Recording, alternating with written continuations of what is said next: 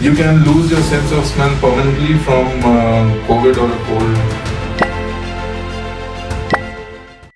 Good afternoon, everyone. I am Dr. Prabjeet Singh Sethi of Dontia Dental Care, which now is Dontia Care Clinic, because we have now started our ENT and dermat specialists in our clinic. And today we are here this afternoon to dive deep into concerns of ENT which are related to dental problems. So I would like to welcome our eminent speaker guest, Dr. N.V.K. Mohan. He is an eminent ENT specialist in Kolkata who started his practice in a private college, medical college in Hyderabad. And after that, he went for 4 years to work in UK.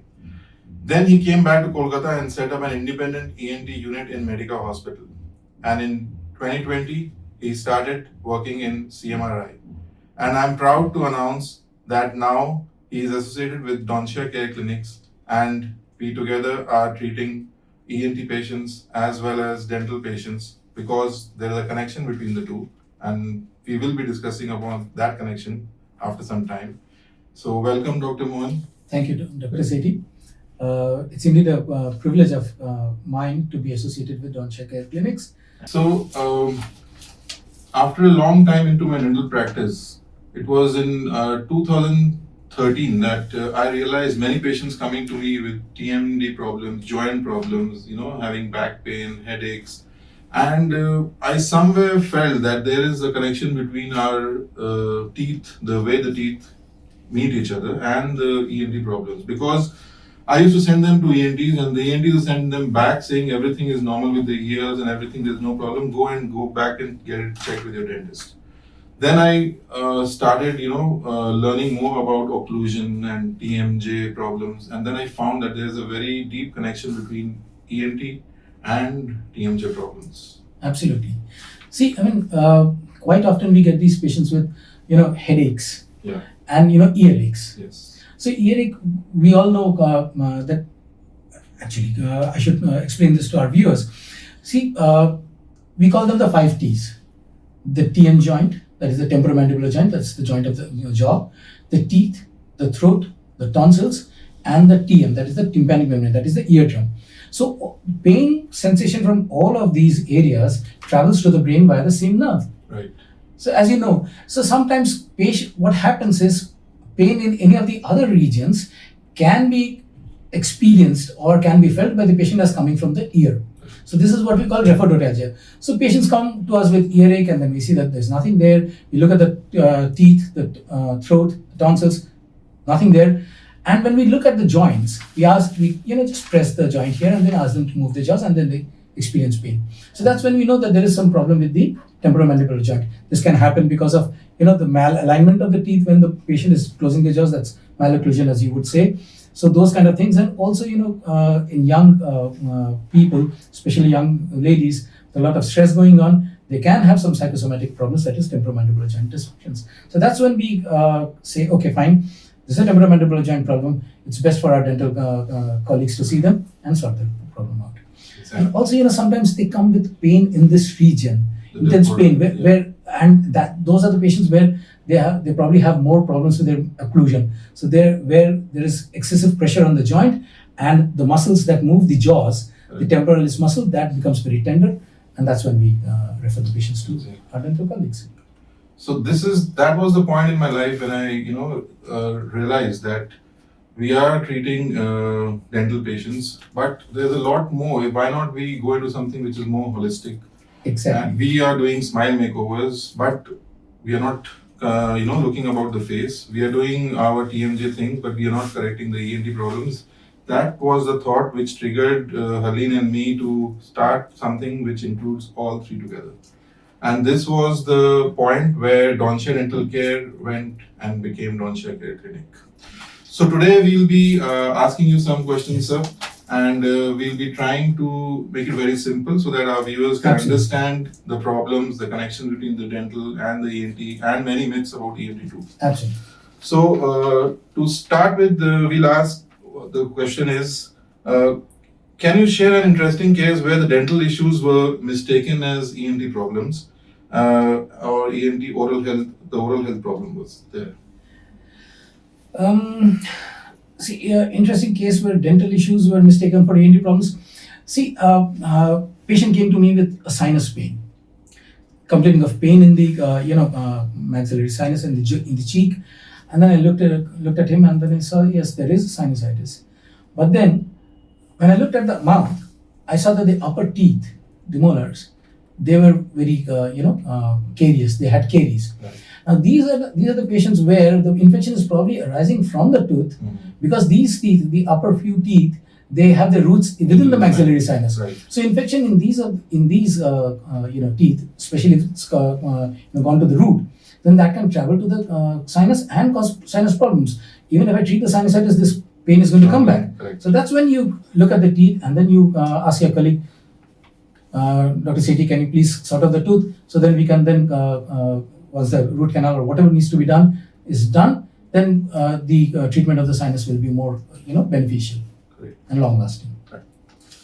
So what do you think the dentist should know more about the ENT related conditions which impact oral health?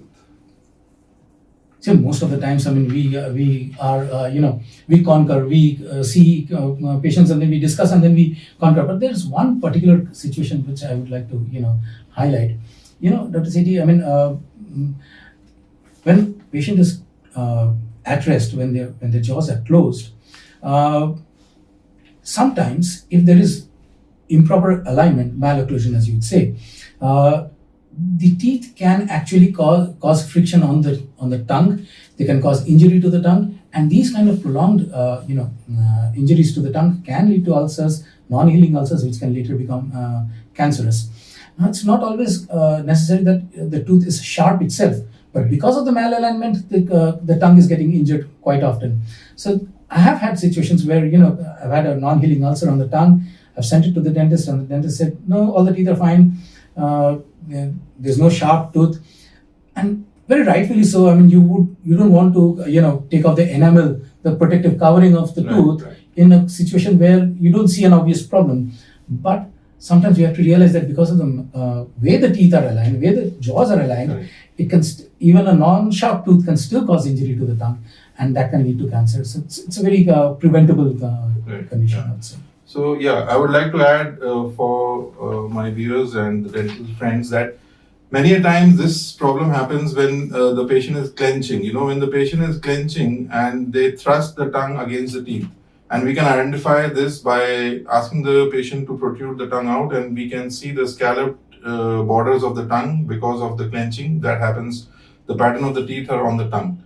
So that is one identification we can do that. Very, very rightly said.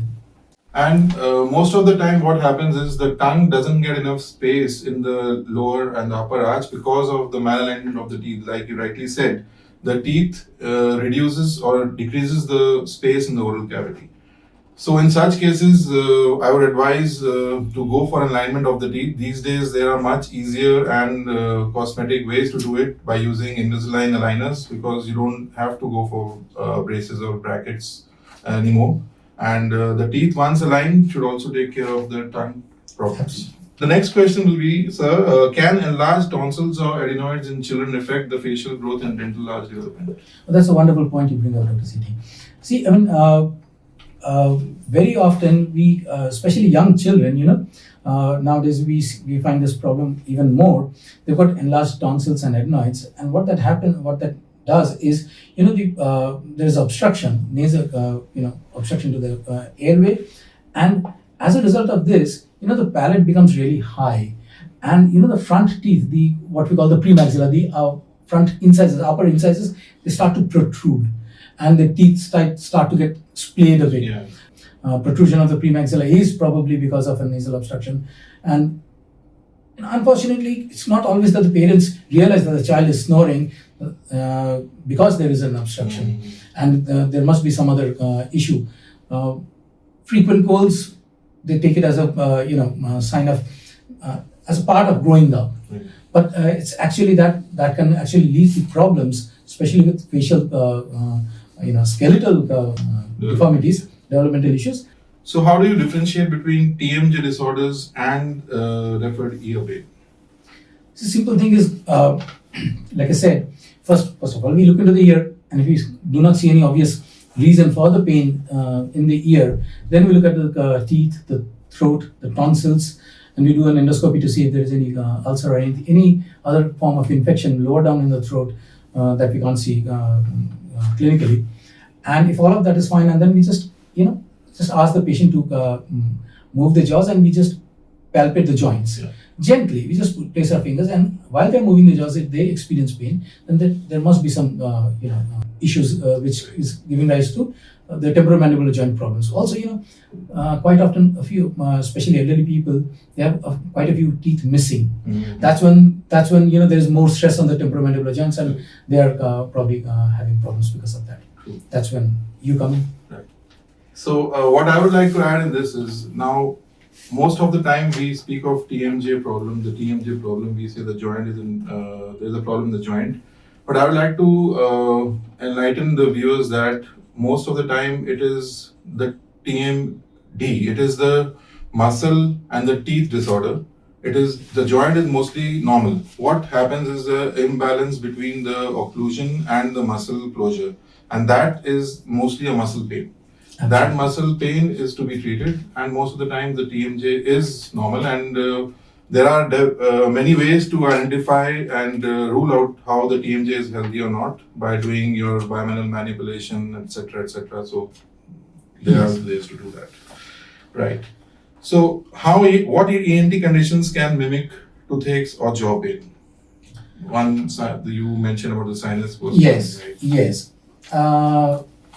Jaw pain, again, sometimes if there's a ear infection, the external canal is infected, there's a boil, and then pain can, travel down the jaw, radiate down the jaw. And when they're moving their jaw, the ear moves, and that's why they experience the pain. So one more interesting thing is tongue tie. So how do tongue tie and other oral anatomical variations affect speech, and when is the right time to intervene? See, tongue tie can at worst can cause problems with pronunciation, Right. Misarticulation, rather than loss of speech or unclear speech or delayed development of speech. And very rarely, I personally believe that very rarely is a tongue tie release really necessary to improve the speech, because at worst, like I said, it can cause a few words or sounds mispronounced. Right. That's it. So if every other cause is ruled out and there is still a mispronunciation, then we can do the tongue tie releases. And so to add on this, tongue tie, release of tongue tie is a very basic treatment. There is nothing scary about it. There is no surgery, no operation. It can be easily done with a diode laser and absolutely painless. Yeah. Almost office procedure. Yeah. Almost. Yeah, almost. Okay. 9 out of 10 people think, even our parents used to say that stop and don't poke your nose, you'll be damaging your nose. So how true is it? It's very true. It's very true. See, the nose, it's got two basic functions. Apart from smell, the first thing is, they protect the lungs. Mm-hmm. So they will add moisture to the air that we are breathing in say summer and in dry climate, and also brings the air that we breathe in closer to the body temperature so that the lungs do not dry out. So how do they do that? Because they're full of blood vessels. So the nose, the entire nose is very rich in blood supply. So, even a small injury to the nose can cause a nosebleed. Right. So if you're picking your nose, especially, the lower half, the what we call the anterior septum, the caudal septum, is very rich in blood supply. So when you're picking your nose, you can very easily cause injury to the nose, and you can cause bleeding, nosebleeds. And also, I have seen patients who've, so compulsive nose pickers that they've caused a hole in their nasal septum. Oh. Even that can happen. So definitely, nose picking is a very bad idea. You're not going to get any gold there, no diamonds either. So stop putting your nose. Like my consultant used to tell me, nothing smaller than the elbow should go into the ear or the nose. Since we are talking about nose, there's one more common problem, especially in summers, in dry, where the loo is blowing on. Yeah. nose bleeding is quite frequent. Yes. See, So, what is the home remedy or immediate treatment which we can, give to the person? see, first and foremost, like I said, the nose is very rich in blood supply, and these blood vessels are very superficial. That's very close to the surface. That is why they are able to, do a quick exchange of temperature and moisture. So the way to prevent this nosebleed is to make sure your nose is moist. How do you do that? Just, you can sniff up some saline, or if nothing, just run your little finger over. Make sure you don't have sharp nails. You run your little finger over petroleum jelly, Vaseline petroleum jelly, or whatever petroleum jelly, and just apply it in your nose. The nose will remain, it will not lose moisture. Number one. And if you've had the nosebleed, what you do is, say suppose the left nostril is bleeding, you use your right hand, and for your right nostril you use your left hand. So the index and the middle finger and the thumb. You press the soft part of the nose like this. The fingertips should touch the cheek, and this lower finger should be at the level of the nose. So you press it down, lean forward, relax, and as much as you can, and breathe in and out through your mouth. How long do you keep it pressed? For 10 minutes by the watch. During these 10 minutes, do not release the pressure to see if it has stopped.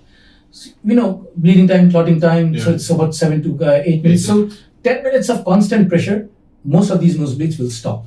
And in this meantime, you can apply some ice fermentation along the forehead and the root of the nose, or you can suck some ice, because you're actually pinching your nose. Sucking the ice will be a bit difficult, but applying some ice here is very effective. That's a very useful tip. I hope the viewers find it very useful.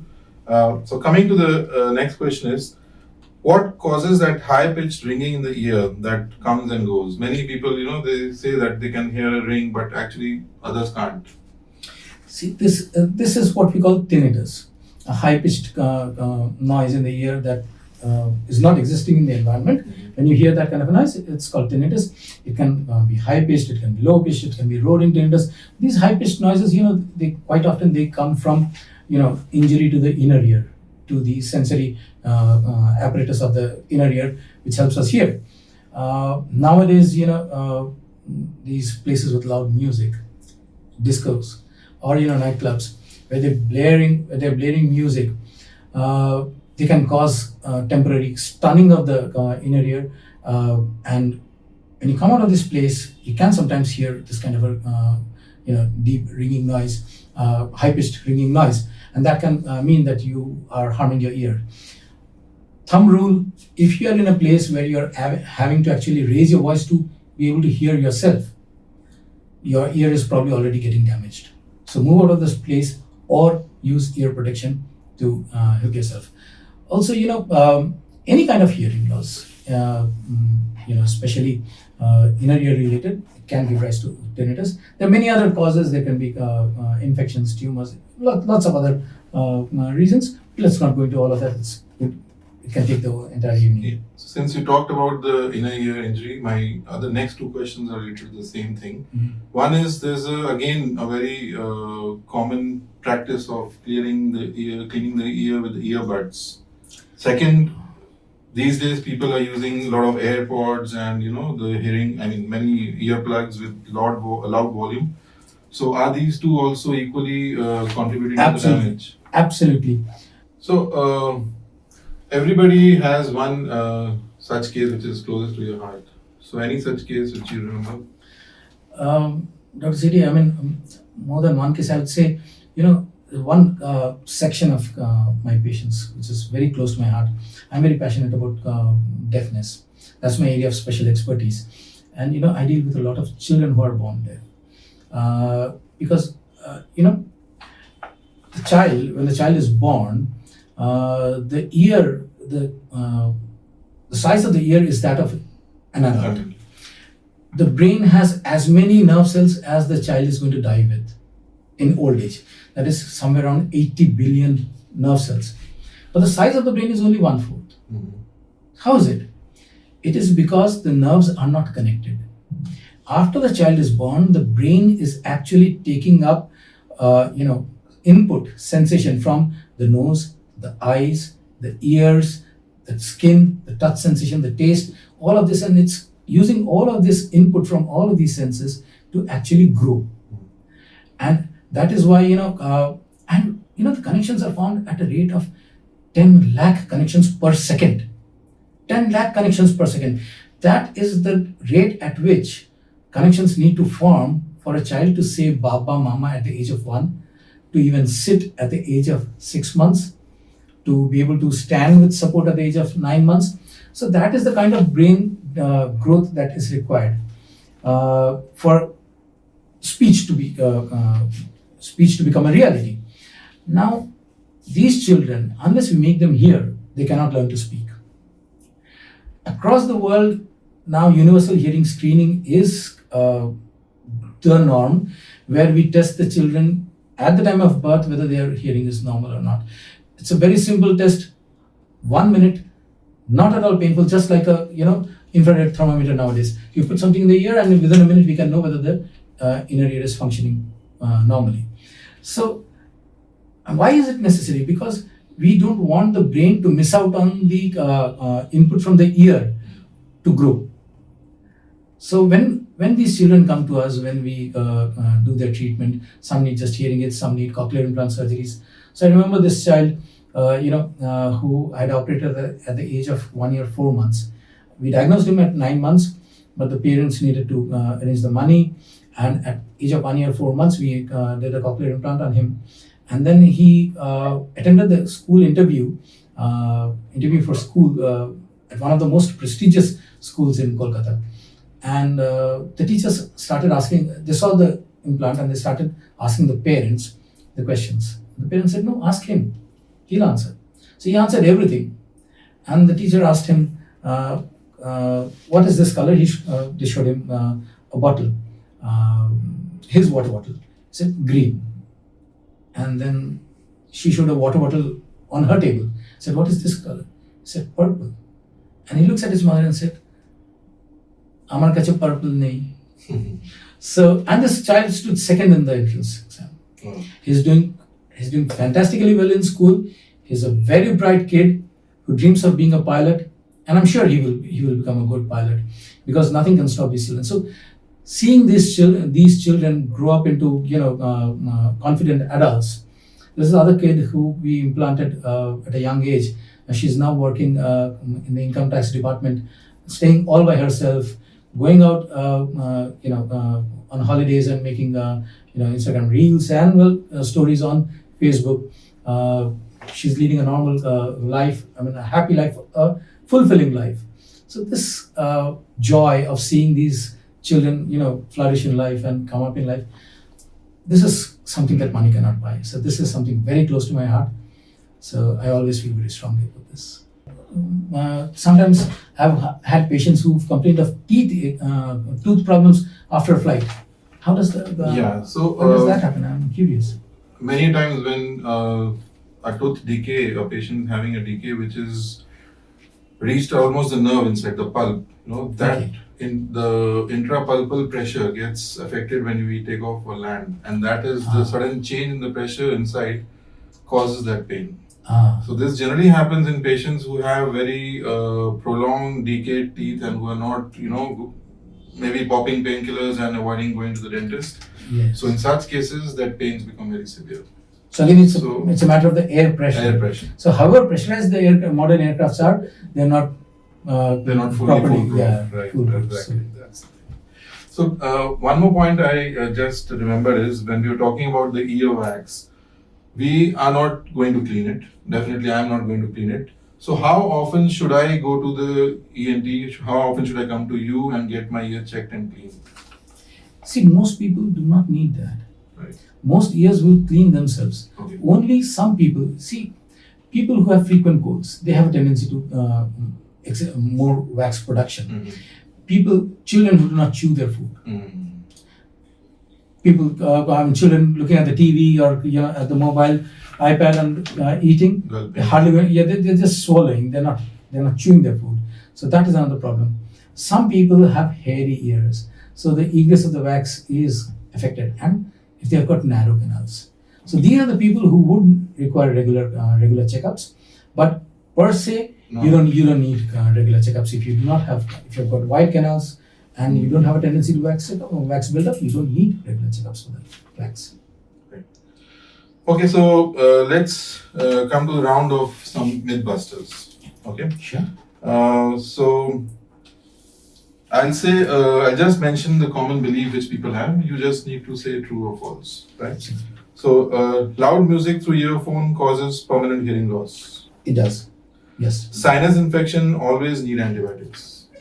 Not always. Early on, if it's a viral upper respiratory tract infection, not always do we need antibiotics. We just need some nasal douche that's cleaning the nose with some saline and some antihistamines and nasal drops and steam, and that should. But if it's a bacterial infection, definitely they will need antibiotics. Holding in a sneeze can burst something in your head. That doesn't happen. That doesn't happen. You can lose your sense of smell permanently from COVID or a cold. Oh yes. The sense of smell is the most delicate of all the senses. You're going on a motorbike and or even in a car, and you have to brake suddenly. That act itself can, make a person lose their sense of smell for life. Okay. Because the nerve fibers that carry the sense of smell to the main brain from the nose, they're very thin, hair-thin structures, and they travel through the skull base through very fine holes in the base of the skull. So that shearing force, if you brake very hard enough, the jerk that can cause loss of sense of smell for life. Also, minor cold can also affect the sense of smell. It's one of the most delicate senses. That's something new. Yes. Okay. Nasal sprays are addictive. Nasal sprays, nasal drops, the ones that we use for nasal stuffiness. Yes, they certainly are. I don't know if you can have, warnings on tobacco products. Why can't we have warnings on medication? Because you see, these are over the counter. नाक बंद हो गया, चलो drop डाल दिया, खुल गया, अरे वो तो मैजिक की तरह खुल गया, तो रोज you start using. So there is something called rebound nasal congestion. So these nasal drops, these nasal sprays which are available over the counter, quite often what happens is when you use them over a prolonged period of time, once the effect wears off, effect of the medication wears off, the nose will swell up even more. So there's even more greater congestion. So then these people come with nose block, drop down, फिर भी ठीक नहीं हो रहा है. Today I had a patient, he had a bypass surgery recently. He had a deviated nasal septum. So he probably needed some treatment for that. And he started using these nasal sprays, and over the last 5-6 months, now he can't sleep without that. Now this is the problem. We have to break that cycle. So there's a term for it. It's called rhinitis medicamentosa. That is stuffy nose caused by medication. So there's a term for it, and it's one of the most difficult situations to treat. Well, I can connect with this because what happens even in our dental patients, the patient starts having sensation. And thanks to our great companies, MNCs advertising Sensodyne, rapid relief, this and that, Salt. They apply the desensitizing paste and they get a temporary relief. Obviously, because if you have a lesion in the tooth and you cover it with some paste, temporarily the sensation goes away. But continuously doing that, what happens? The lesion inside is getting deeper and deeper, and then they come with severe pain, abscess, and then we have to go for either a root canal or an extraction. So I can understand that. So now we're coming to the end of this lovely session. Thank you, Dr. Mohan. It was really very, very enlightening, interesting. Yes, and I learned a lot about dentistry also. So any last advice you would like to give our viewers for having healthy ear, nose and throat? Well, first and foremost, nothing smaller than the elbow goes into your nose or your ears. Do not poke your nose or pick your nose or poke your ears. It's a very bad habit. Stay well hydrated. Stay away from loud noise. Do not use earphones for prolonged periods. And if you have a problem, please see a specialist. Do not go by social media hacks or the trendy stuff. Most of the times these are harmful, and you can land up in trouble, and you will have no one else but yourself to. So please be careful. Take care of your health. Stay away from noise, and do not put anything into your ears or nose. Thank you very much. And Thank you. If you have liked our session, which was, I really loved it, and if you have done the same, Please do comment, share, like the video, and stay in touch and keep looking for more such valuable feedbacks. Thank you. Thank you very much.